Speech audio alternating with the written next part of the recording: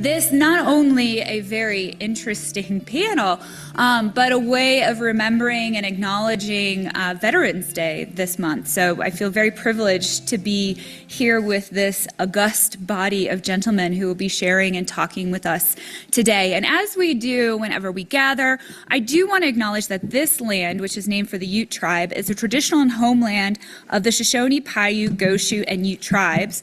We here at the University of Utah recognize and respect the enduring relationship that exists between many indigenous peoples and their traditional homelands. We respect the sovereign relationship between tribes, states, and the federal government, and we affirm the University of Utah's commitment to a partnership with Native nations and urban Indian communities through research, education, and community outreach activities. And not only is that appropriate for us to remember and recall that, because here in the Salt Lake Valley, this has always been a gathering place for people, including indigenous individuals, but also because Native Americans have a long history of military service. This November is Native American Heritage Month. I can confirm that my own family, I think about half of my family has served at some point, including my father, in the military. So that's certainly true of my Native family. And also Native Americans have the highest per capita service rate of any ethnic group within the United States. So it seems particularly appropriate that we should start off with our land acknowledgement statement today. I also want to take a moment, because we are acknowledging Veterans Day. Could I have our veterans and current veterans stand up first? So then let's do current individuals. Do we have any veterans? Hands up.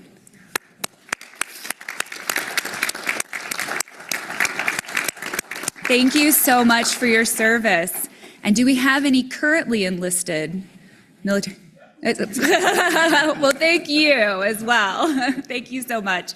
We're really glad that you could be here with us today, whether it's in person or online.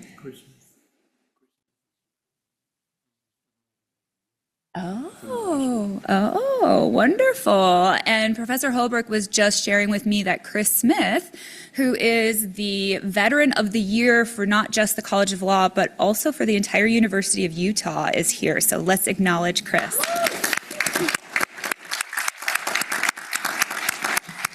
Welcome. It's an honor to have you all as part of our community. We're very thankful.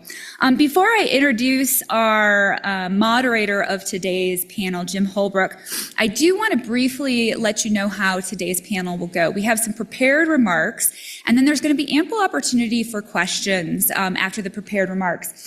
And you can ask your questions through slido.com. So if you go to slido.com, which is here up on the screen, and then you put in hashtag SJQCLE, your question will pop up to Professor Holbrook's tablet here, and so he can make sure that your question is asked. So if you have any questions of our panelists, please do use the Slido app. It's a wonderful way to make sure that everybody's questions are answered. All right, so now it's my privilege and pleasure. I think I was trying to say privilege. But it is my pleasure and privilege to introduce Jim Holbrook, who's the moderator of today's panel, and then he'll introduce our other panelists. Jim Holbrook served in combat in Vietnam in 1969 and was awarded the Bronze Star and Army Commendation Medal for Valor. He graduated from law school here in 1974, and he practiced law for 28 years in Salt Lake City, including 2 years as an assistant United States attorney. In 2002, I was delighted because he joined us here as a full-time faculty member at the law school, where he taught negotiation and mediation until he became an emeritus professor in 2019. He is currently not one to rest on his laurels, because he is our interim assistant dean of career development at the College of Law, and he has written and spoken widely about the Vietnam War and killing in war. So please join me in welcoming the one, the only, the amazing Professor Jim Holbrook.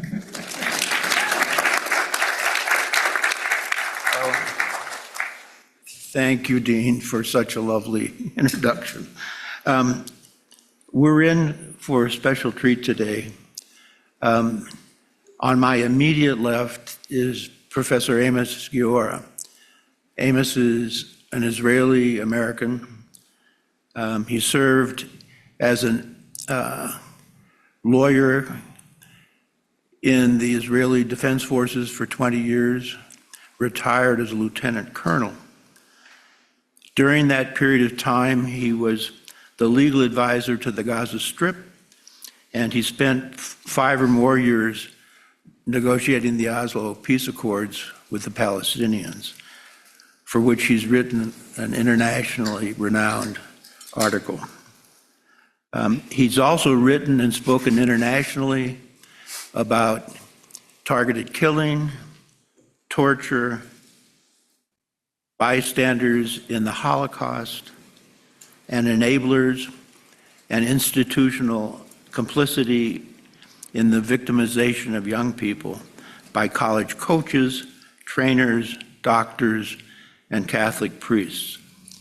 He's also been deeply involved in Track 2 negotiations regarding the Israeli-Palestinian conflict, and Amos will be our keynote speaker. To Amos's left is David Irvine.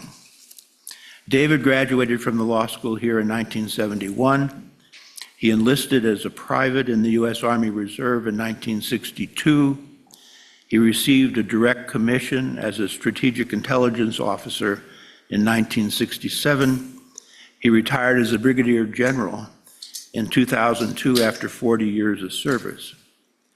When news reports and photographs began to circulate in 2004 of American torture and prisoner abuse at Abu Ghraib, General Irvine began penning newspaper op-eds protesting these violations of international law. These op-eds led to an invitation from the nonprofit organization Human Rights First to join what became a group of 60 retired generals and admirals who successfully worked to get the United States out of torture. To his left, David Schwendeman graduated from the law school here in 1976. David served as an assistant Utah Attorney General and then in the U.S. Navy's Judge Advocate General's Corps for 6 years, achieving the rank of lieutenant commander. He served as a special security advisor for the 2000 Summer Olympics in Sydney, Australia, for the 2002 Winter Olympics in Salt Lake City, and the 2004 Summer Olympics in Athens, Greece. He was an assistant United States attorney for 25 years and has served as the Assistant Special Inspector General for Afghanistan Reconstruction and the Chief Prosecutor in The Hague of war crimes committed in Kosovo. So we're lucky to have such a distinguished panel.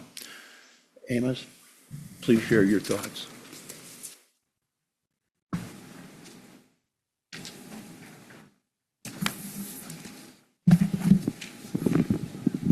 Good afternoon. Before I dive into the substance, a couple of preliminary comments. One, as many of you know, we established at the law school 3 years ago the Bystander Initiative. And while that is not directly on point to today's comments, at least indirectly it is. And that's also an opportunity for me to thank, first of all, the by now almost 20 students who have worked with me over the past 3 years. An incredible project. Obviously, without incredible donor support, this would not be possible. Without leadership, looking at the dean, none of this would be possible. That's point number one. Point number two, as Professor Holbrook referenced, I served for 20 years in the IDF. And so my talks, which are predicated on the draft of a law review article with my research assistant, Zev Gorfinkel, that I'm working on, the talk today is in essence the first time I've given a talk based on the work in progress, which is a way to say that I'm setting myself up and I'm looking forward to feedback. Need not be gentle. And the other thing, as Holbrook referenced, there are no secrets. I commute between Israel and here, and much of this talk for me is personal, because I don't want to get into family details, but for me, when I discuss this notion of defining victory, it is at the end of the day a deeply personal issue for me, given everything that my family, and again, all the other Israelis, have been through for 2 years, and I confess that, for instance, the dean knows I hate emoting, but I apologize in advance if I do, you'll roll with me. When I started this project over the summer, defining victory, for me, the obvious question is, what the hell is victory? And anybody who's been in Israel knows that we have these huge signs on the highway that say in Hebrew, Ad Hanitzchon, which is until victory, and B'yachad Nenatzech, which means together we will win. But I stand before you and I can speak Hebrew, but I have no idea what those words mean. And that for me was where this article began. Because there is nothing more damning, damaging, and horrible than mere rhetoric of politicians who are engaged in cheap sloganeering, which has one result, and that's the death of soldiers. I grew up in Ann Arbor, Michigan, where much of the anti-Vietnam, anti-war demonstrations started, the SDS, Students for Democratic Society, and so on. I was 12 years old at Woodstock in 1969. And while I did not go to Woodstock, I think my parents probably would have collapsed if I would have told them I'm going to Woodstock. The song by Country Joe McDonald is arguably the greatest anti-war song ever written. And if you're unfamiliar with it, when we're done here, go to Google Schmoogle or YouTube or wherever. His group is called Country Joe the Fish. His name is Joe McDonald. It's called the Fish Cheer. When I wrote my biography of Chief Justice Earl Warren, I reached out to Joe McDonald, cold called him. One of the most gracious interactions I've ever had with anybody. I'm going to read you part of the words from that song because you cannot understand defining victory without understanding the words of his song. One more preliminary point. My entire undertaking in this project is one, to explain to the audience how the soldier feels in the context of rhetoric and the consequences of what I call cheap rhetoric. So McDonald, who was himself a veteran, I'll spare you the beginning because we're live, so we'll just skip over the beginning of the song, but all of you can guess. Come on, all you big, strong men, Uncle Sam needs your help again. He's got himself in a terrible jam way down yonder in Vietnam. Put down your books, pick up a gun, we're going to have a whole lot of fun. And now the key line. It's 1, 2, 3, what are we fighting for? Don't ask me, I don't give a damn. The last paragraph is the one that caused the greatest noise. Sorry, last two paragraphs. Come on, Wall Street, don't be slow. Why, this is war. Plenty good money to be made, supplying the army with the tools of the trade. And as a parent, the last paragraph is the one that captured anybody who's a parent. Come on, mothers throughout this land, pack your boys off to Vietnam. Come on, pops, don't hesitate. Send your boy off before it's too late. Be the first one on your block to have your boy come home in a box. Full stop. That song and those words are what guide this article. So when Zev and I started working on this, we asked ourselves, now we have the song, we have the basis. We need to do the following. We need to reach out to experts worldwide. We put together a questionnaire asking the critical question, how do you define victory? And we reached out to people in the United States, in Israel, and in Europe, anonymity guaranteed to all of them. I was overwhelmed with the overwhelming response, how many people, experts, responded all anonymously. Okay, we guaranteed anonymity. And what came through is the following. First of all, victory is meeting your goals. Okay, great. The hell does that mean? I mean, I know what a goal is in football, right? I mean, I was raised on Michigan football, touchdown. But what's a goal? Who sets the goal? Who articulates the goal? And is the goal a ever-shifting goal? And can we, as the politicians, when they engage in rhetoric, we, for instance, in Vietnam, we're going to defeat communism. We're going to defeat the Viet Cong. We're going to defeat. Sitting next to me is Professor Holbrook, for whom I have the greatest respect in the world. And in 1969, when he did the tour of duty, with all due respect to Holbrook, whom I have enormous admiration, was Holbrook able to really articulate what the hell the goal was? The answer is no way. And as I write in the article, I've been very public about this, in 2005-ish or 6, don't remember, sorry, I was accorded an extraordinary honor. I was invited to come to West Point to speak to the Corps of Cadets, which is one of life's great, great honors. And I had the Corps in front of me, and the person who invited me no doubt rued the day, because I asked them rhetorically, in a minute and a half, the officers, to-be officers, are going to Iraq and Afghanistan. And I asked them the following question. If you have a soldier who dies, can you explain to Mr. and Mrs. Jones why Johnny died? I said, I'm asking you rhetorically, please don't answer the question because we all know the answer, because no, you cannot explain to Mr. and Mrs. Jones why Johnny died. And then I asked them another follow-up question. How many of you can know the difference between a Sunni and a Shiite? I said, don't raise your hands because we all know the answer, none of you do. And 3, how many of you speak Arabic? I said, don't raise your hands. And by this time, the front row, which is all the generals, right? They're looking at the guy who invited me, like, who's the idiot who invited this guy, right? Then the most extraordinary thing happened. When I finished my talk, there was a line from here to there of to-be cadets who wanted to talk to me, which told me that I'd asked the 3 questions that nobody was asking. So how can you set goals if those who are implementing the goals have no idea how to go about implementing them because they don't know what they are? So we can talk about victory until forever, but if the goals are not clear, and if the goals are not clear to the Jim Holbrooks of the world, we are doing them an extraordinary disservice. Full stop.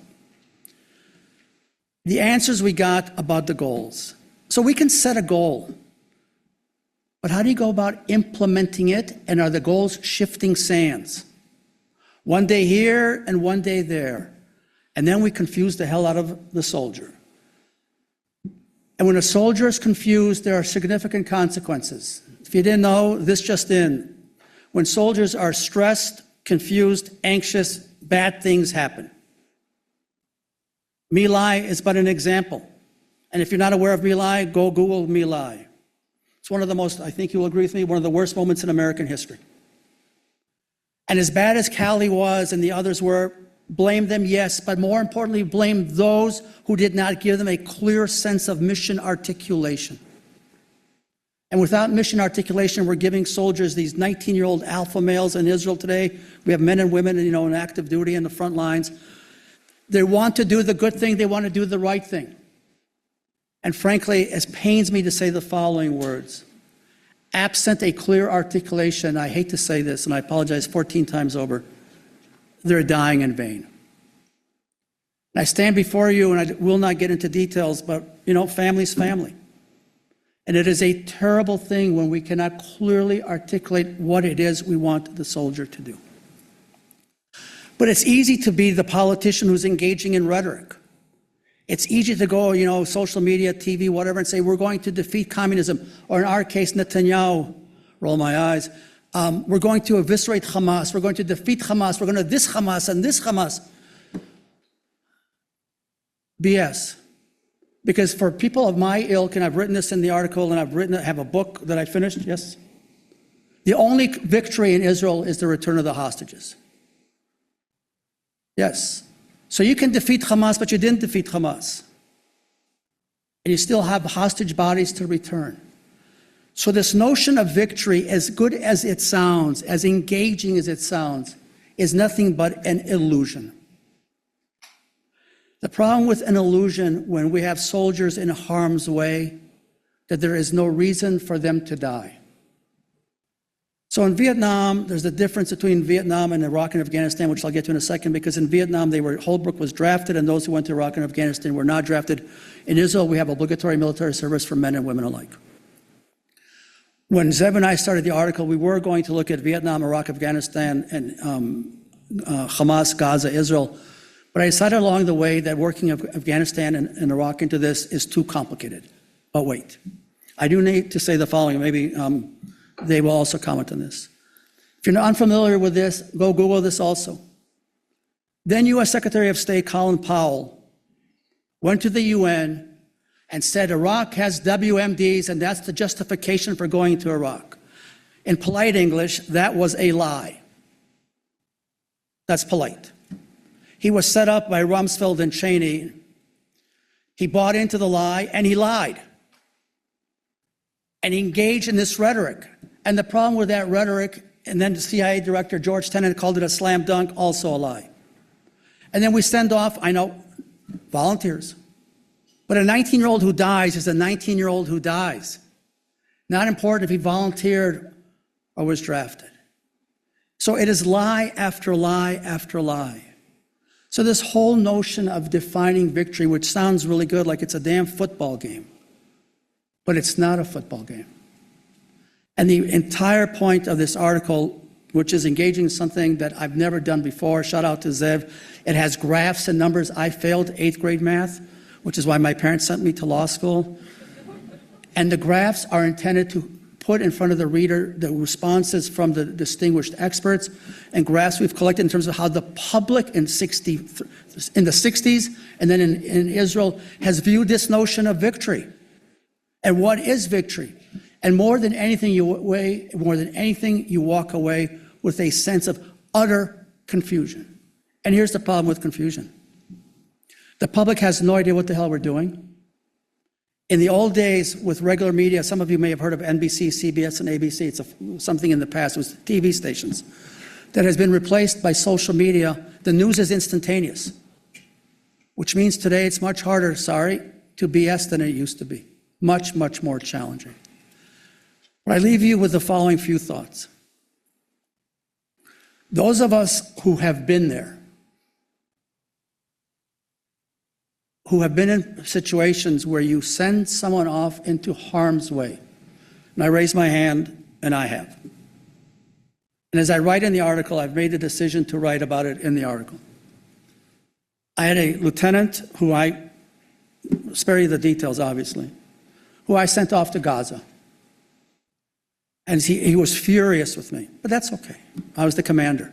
It's not a democracy. I'm the only one who votes. He said to me the following words, which have stuck with me for 30 years. He said, if anything happens to me, not to me, to him, you're the one who will tell my parents and not the family notification unit. And I promised him that. Thankfully, nothing happened to him. But for me, it was one of those powerful moments in life where you assume responsibility for endangering someone else's child. And if you don't know why you're doing it, don't do it. And if you're not sure of why you're endangering the Jim Holbrooks of the world, or the 917 soldiers in Israel who've died since October the 7th, or the 58,220 who died in Vietnam, don't do it. And I need to add the following. Not only did 58,220 die in Vietnam, and the 917 who've died since October 7th, we need to be adults here. The PTSD is like this. The spike in suicides, the spike in family crisis and tension is all part of this. It's easy to say we're going to win. Trust me.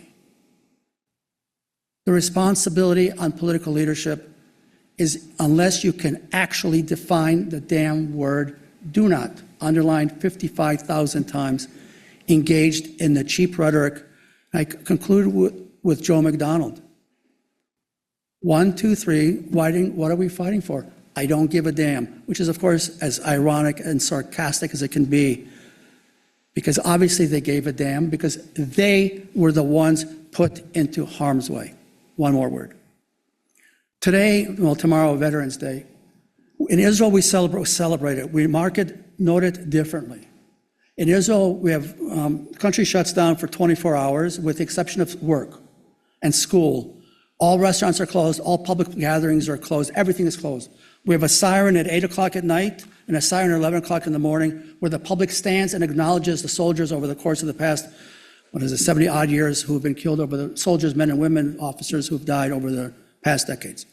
It is beyond solemn. We shut down, and the reason we shut down is we realize this notion of the collective. It's the price we all pay. And that's what Veterans Day is, tomorrow. And I really do respectfully request that we all, the veterans here, Chris, I'm looking right at you, obviously. Congratulations on the great award. Tomorrow really needs to be a somber day to think about all the veterans who have been killed serving this country. Thank you very much.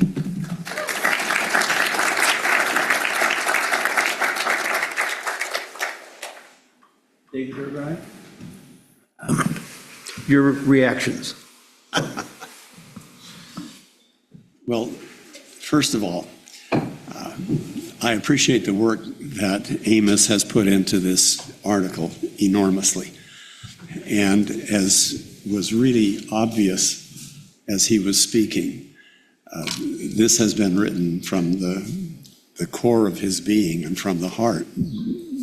Not many people have those kinds of experiences in their background that form their opinions about what ought to be and what should be. I've read some of the article, and I think it's a really interesting effort to come to grips with what victory is. Now, lots of books have been written by lots of generals and lots of strategists and theorists about what constitutes military victory. The Armed Forces of the United States put great confidence in the writings and works of von Clausewitz. And his definitions of what constitutes victory are pretty stark. It's defeating the enemy's army, it's destroying the enemy's will to resist, and it's occupying the enemy's territory. One of the things Amos did that I appreciated in his article is refer to some comments that were made by Prime Minister Winston Churchill at the beginning of World War II. And he wrote, if I can read this, you ask, what is our aim? I can answer in one word: victory. Victory at all costs. Victory in spite of all terror. Victory, however long and hard the road may be. For without victory, there is no survival. Let that be realized. If you watched that great movie about Winston Churchill, you heard at the end someone asking Lord Halifax, I guess, what happened after his speech in Parliament? And Halifax responded, Winston has just mobilized the English language and sent it off to war. There have not been very many leaders in our history who have been able to crystallize why we go to war so dramatically, so clearly, and so succinctly as that comment from Churchill. And I think it's important to remember the time in which that was made. France had fallen, Dunkirk was looming, and every British citizen who heard those remarks or read of them knew exactly what the stakes were. The stakes were our survival as a nation, and there was no question about what would be required.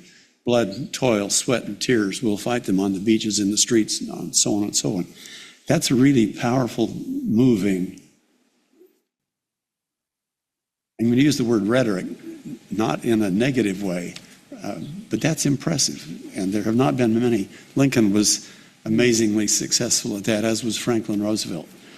So I want to segue just a little bit with an experience I had with one of my executive officers in the mid-1990s. I think I was a lieutenant colonel. He was my XO. He had been a combat pilot in Vietnam. He had flown, I don't know, between 200 and 300 combat missions. He had a chest full of medals, air medals, and he had never been to the wall in Washington, D.C. And we were there, and I wanted to take him there, and he wanted to go. He had a list of 25 battle buddies whose names were on that wall. And there are 58,000 names on that wall. We got there and we searched and searched, and he found the first name and put his fingers on it against the wall and traced it and got a little bit shaky. We found the second and the same experience. He traced it and got more shaky. We reached the third name on his list of 25. And he began sobbing uncontrollably. And finally, he turned to me and said, "I can't take any more of this." We owe a lot to thousands, hundreds of thousands of soldiers, sailors, airmen, all of our armed service members who have given their lives in the service of this country. And so when Amos says that a fundamental obligation of decision makers mandated to place soldiers in harm's way is to offer clarity as to the goals of the operation, failure to do so contributes to an inability to define victory. I would say that's all correct, and I don't disagree with that, but I think it needs to go a bit farther. And Amos alluded to that, and many people have. There are some reasons why Vietnam, Afghanistan, Iraq have torn our country apart, why Gaza has torn Israel apart. And yes, it's important for a policymaker to say, this is what we're fighting for, and this is why we're going to war, and this is why we're putting your sons and daughters at risk, Mom and Dad. And I think there are a couple of other factors that go into this and that make Amos's suggestion all the more important. And one of those is, as he alluded to, policymakers don't always tell the truth. I would say the wars of my lifetime have been characterized by what I'm going to describe as the question, what is 2 + 2? Ask a lawyer and he may say, or she may say, what do you want it to be? It's an elusive proposition. And we have been lied into war. We have been drawn into a conflict that the nation didn't understand.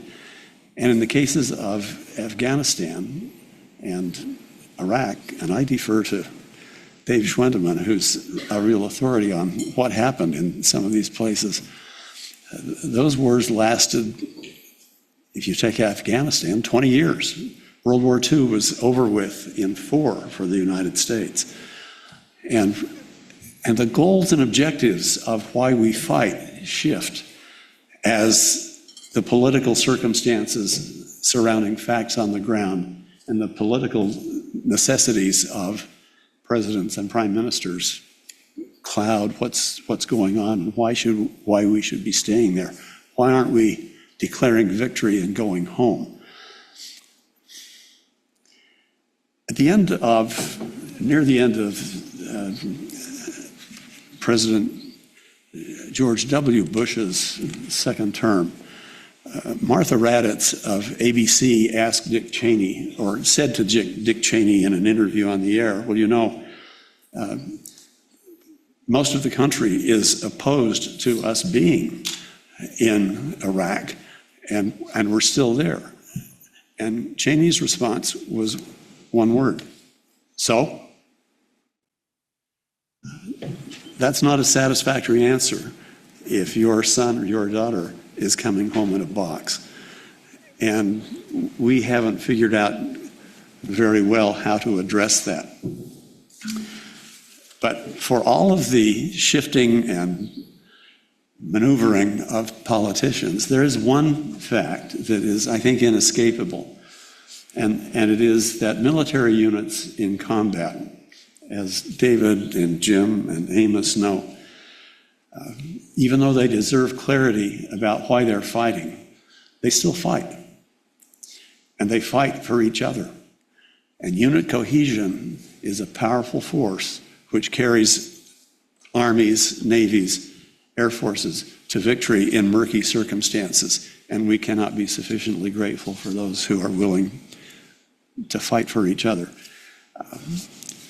Greater love hath no man or woman than he or she will give his life for his friend. And the stories of battle heroism through all the MIRG are just incredible. So, thank you. Thank you.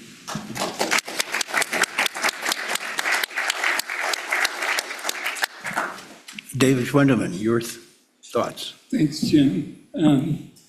Well, thanks, Jim, and thank Amos, and certainly thank my good friend Dave Irvine and the Dean for the chance to be here.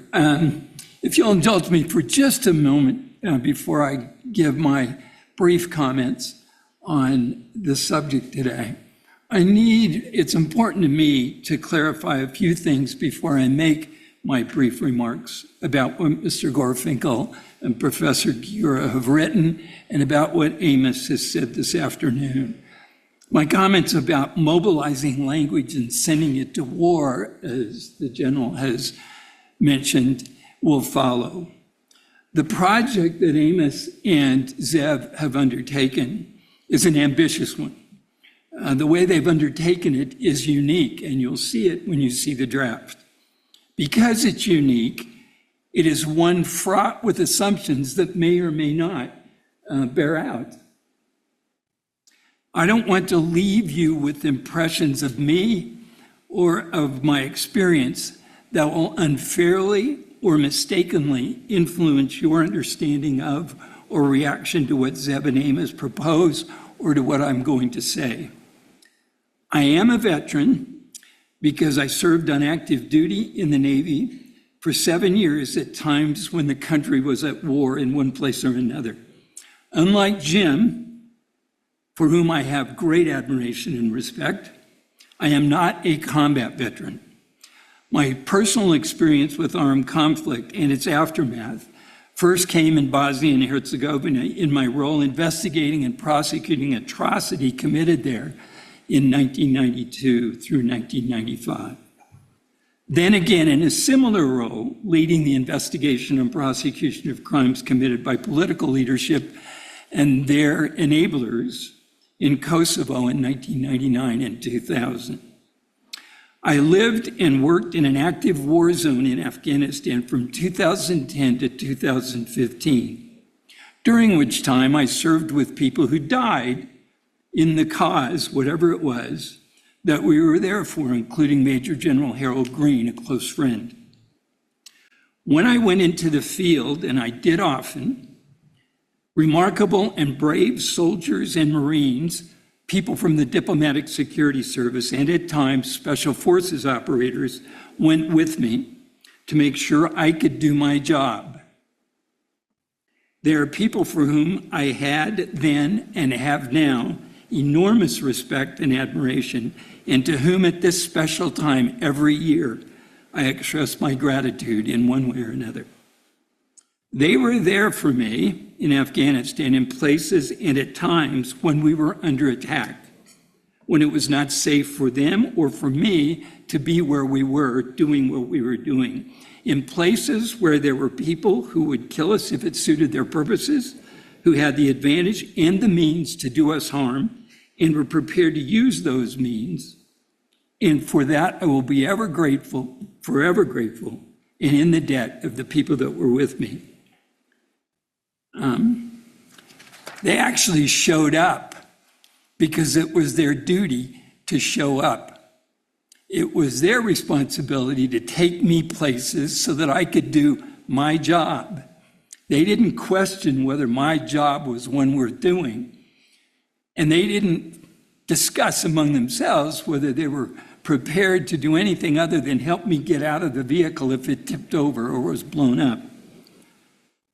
The last year of my time in Afghanistan, I spent directing the operations of the Special Inspector General for Afghanistan Reconstruction, or SIGAR, and participating in the investigation of and the preparation of reports about our successes and failures. Remember those words, successes and failures.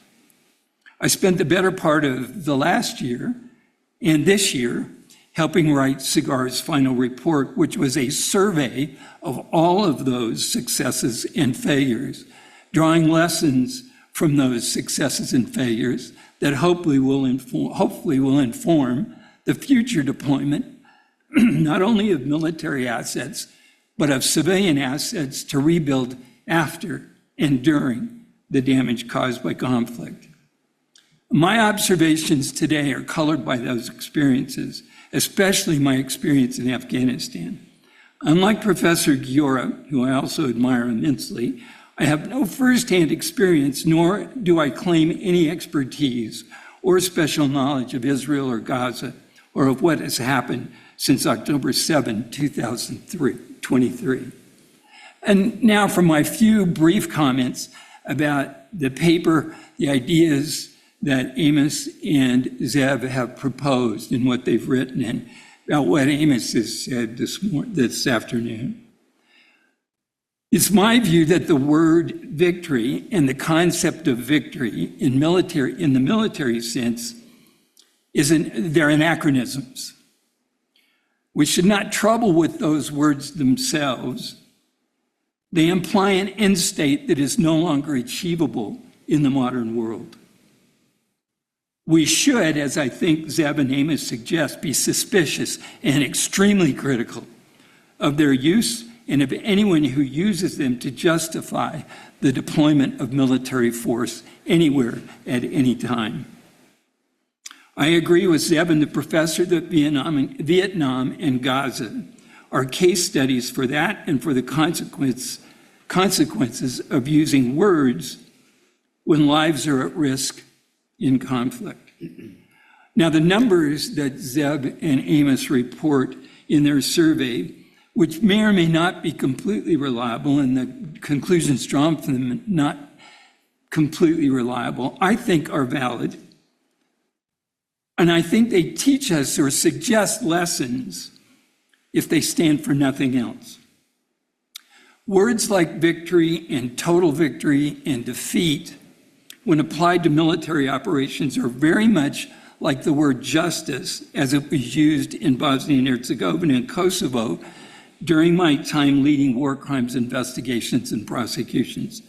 They define meaningful definition in today's world. And the closer you get to what's really happening, when you're immersed in it, deep in it, up to your knees, there is practically no definition that stands. Worse yet, because they defy common understanding as applied to modern conflict and its consequences at all levels, using them creates expectations. Sometimes that's done deliberately, more often, it's done carelessly. They create expectations and assumptions that are unrealistic and unachievable. They justify actions that have deadly consequences.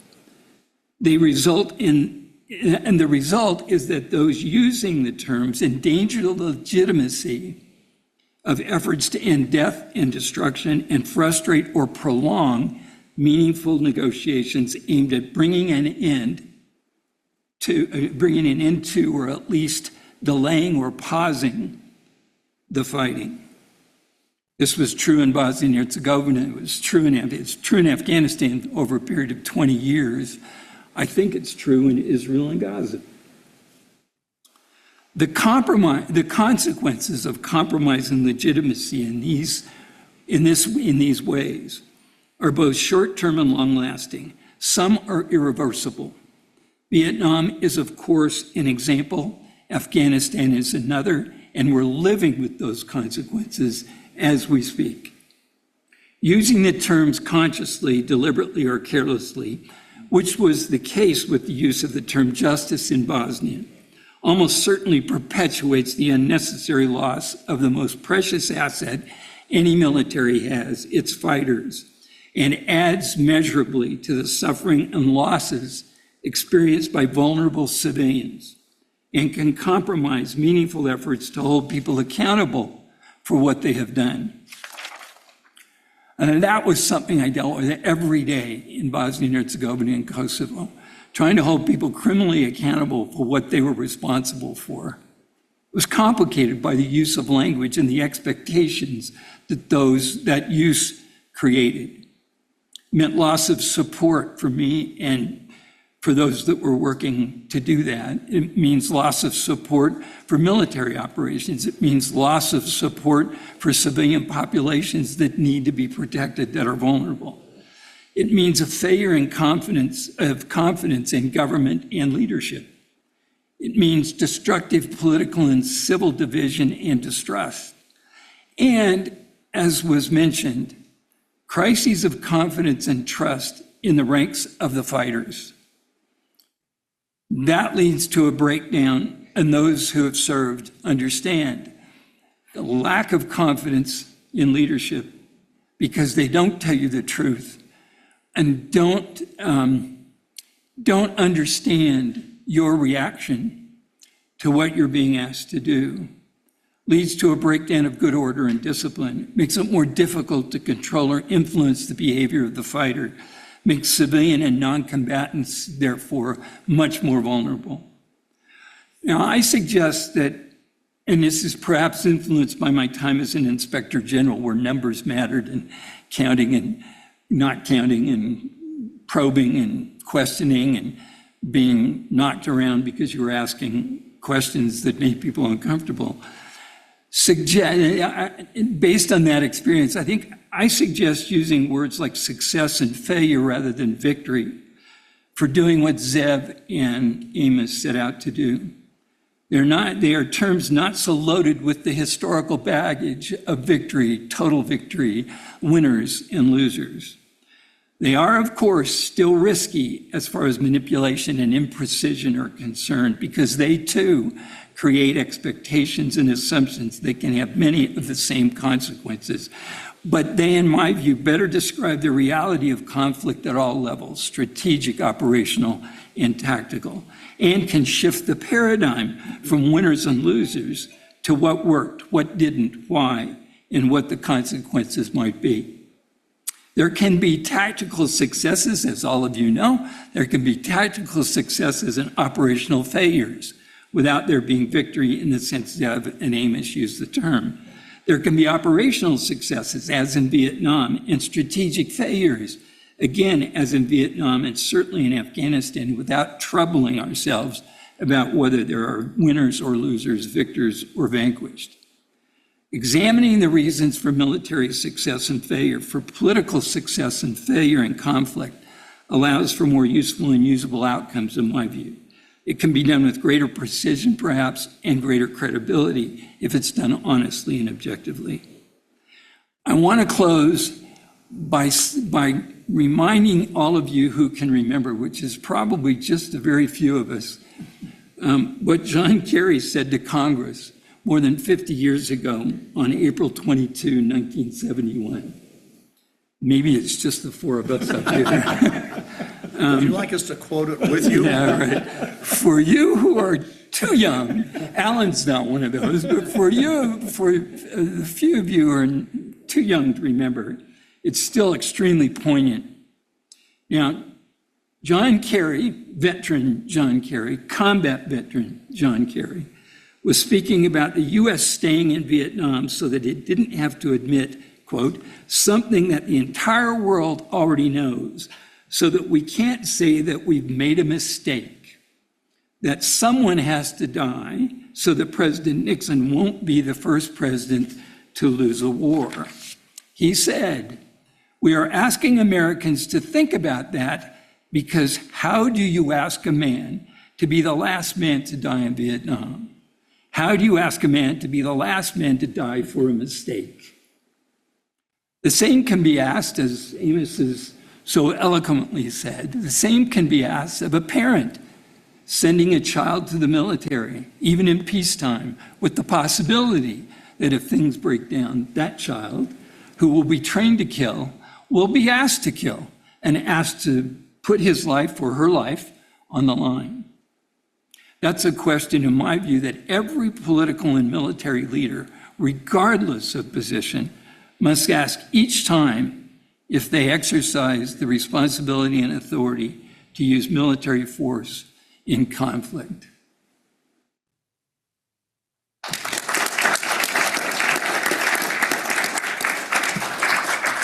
Just a couple of personal responses. One of the questions that Amos asked in the questionnaire that was sent to experts around the world was, did America win or lose in Vietnam? And the overwhelming response was, we lost. And that makes the wall, the Vietnam Veterans Memorial in DC, so poignant, because there are 58,220 names of men and women who died in vain.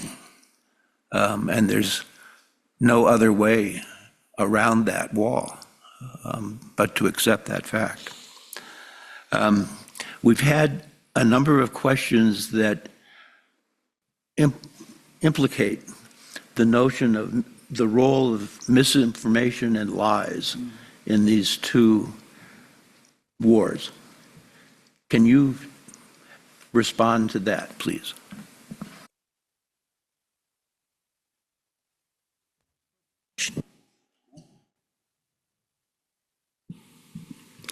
So first of all, I want to circle back to what you finished and what Kerry said in Congress.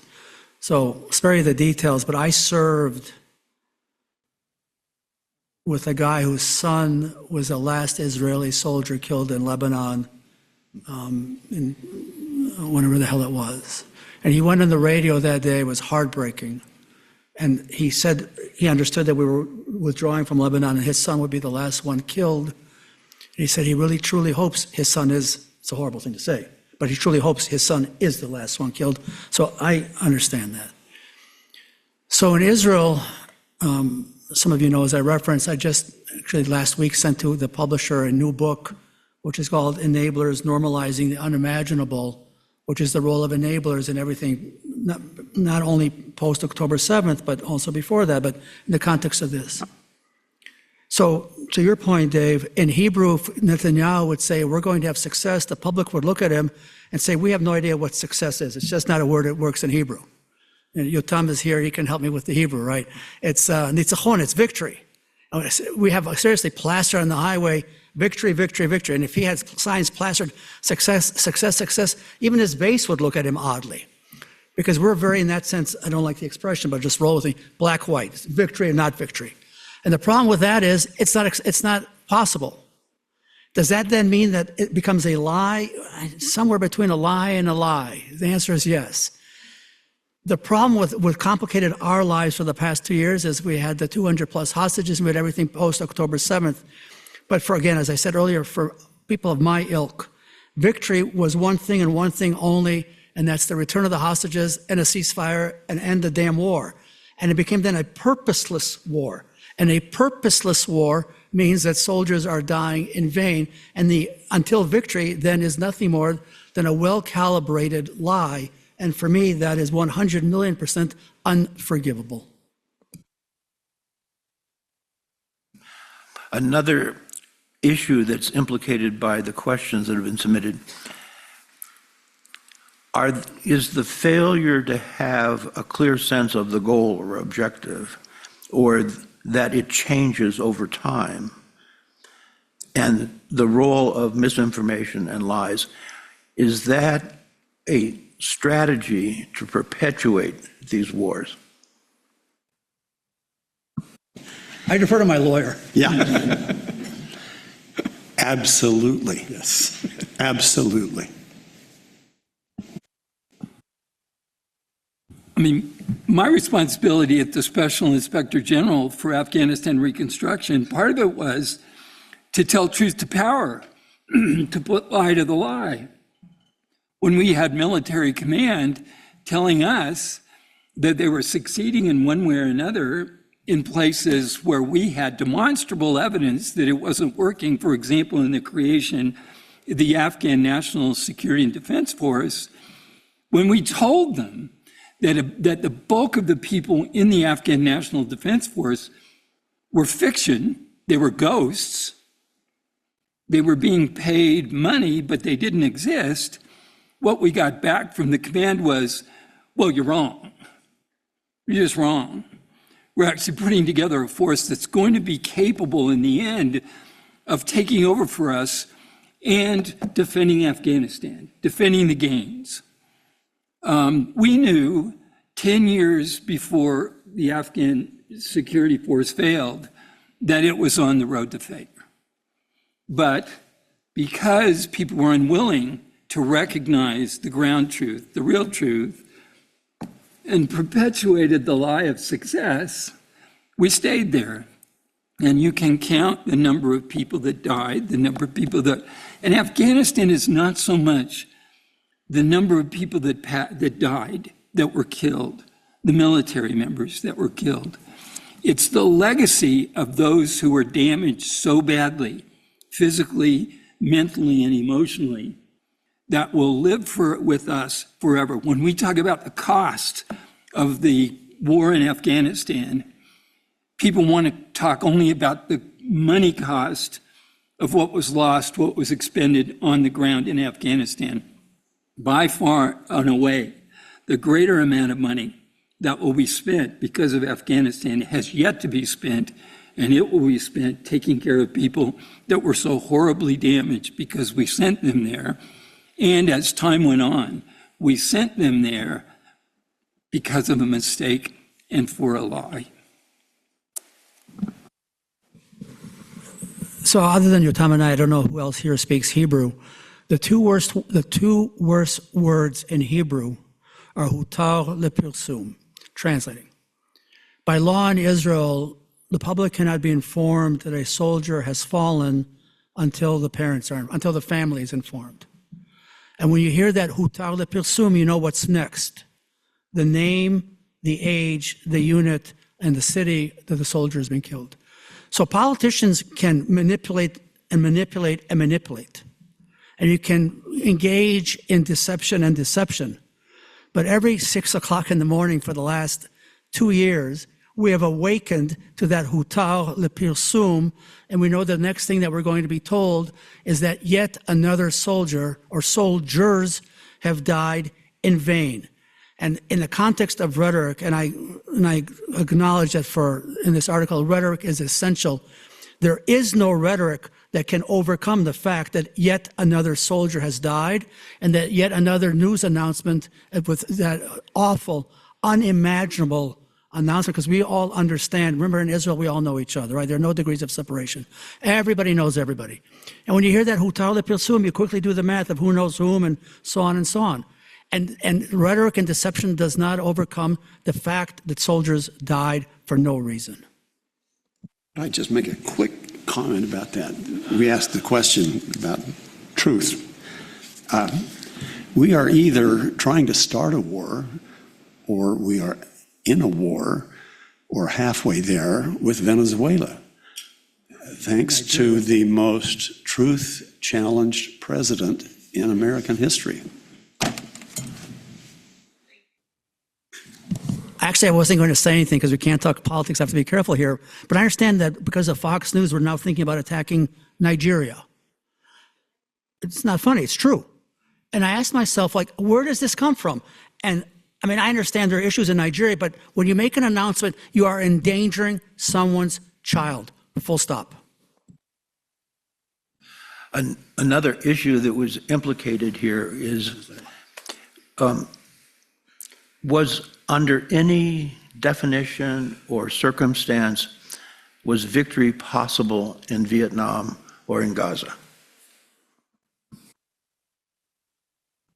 In Gaza, it starts with an O, an N, and ends with an O.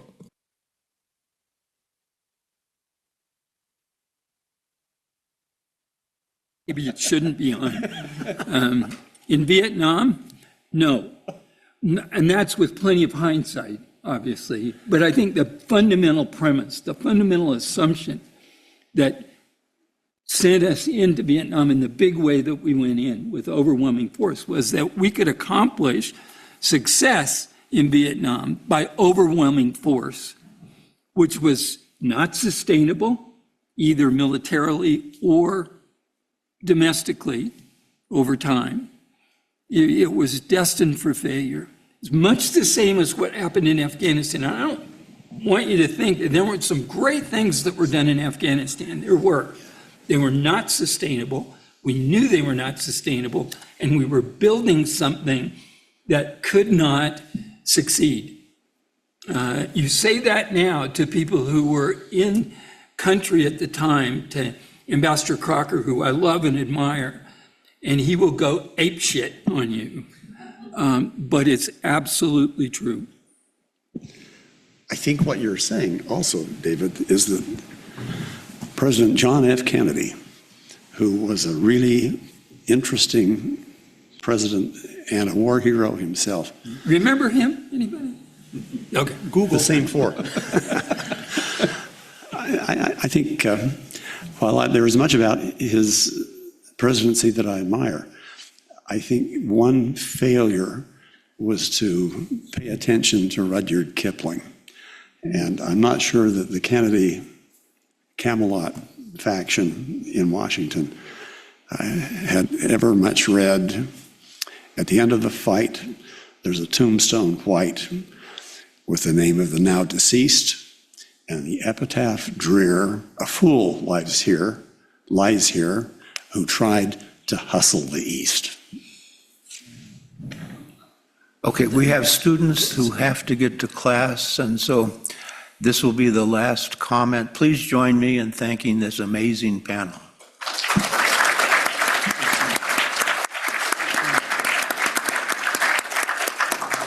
And thank you so much for coming and sharing this especially important moment at this especially important time. Thank you. Thank you all.